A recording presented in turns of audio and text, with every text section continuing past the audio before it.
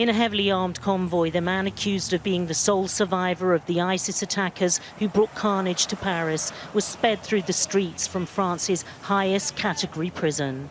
Security was intense ahead of Salah Abdeslam's arrival at court.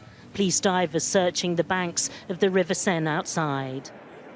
Inside the complex, loved ones of those killed by the terrorists were amongst the hundreds waiting anxiously, wondering if the key defendant would cooperate, even speak at the start of the hearing. He did, in the most provocative of fashions. Asked what his job was, Abdeslam told the court, "I gave up any profession to become an Islamic State soldier."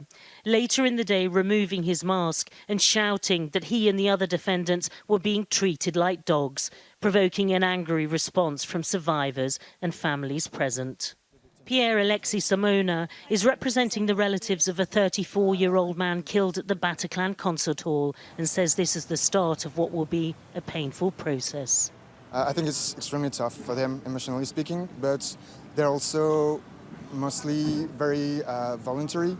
They're being very brave about it because they know that this is necessary for their rebuilding process after this very traumatic event. Abdeslam, seen here wandering through the streets of Brussels a year before the attacks, is one of 20 men accused of involvement in the mass shootings and bombings in Paris in November 2015. 130 people were killed and hundreds more injured. It's taken 6 years to bring the alleged terrorists to court.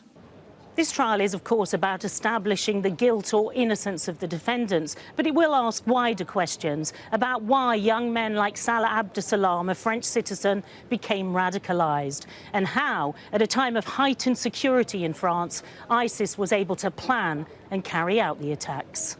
But what many relatives of those killed and survivors hope for is a full account from Abdeslam himself, his role, his motivation in committing such violence. All the indications from the first day are that he will not cooperate easily. Michelle Clifford, Sky News, Paris.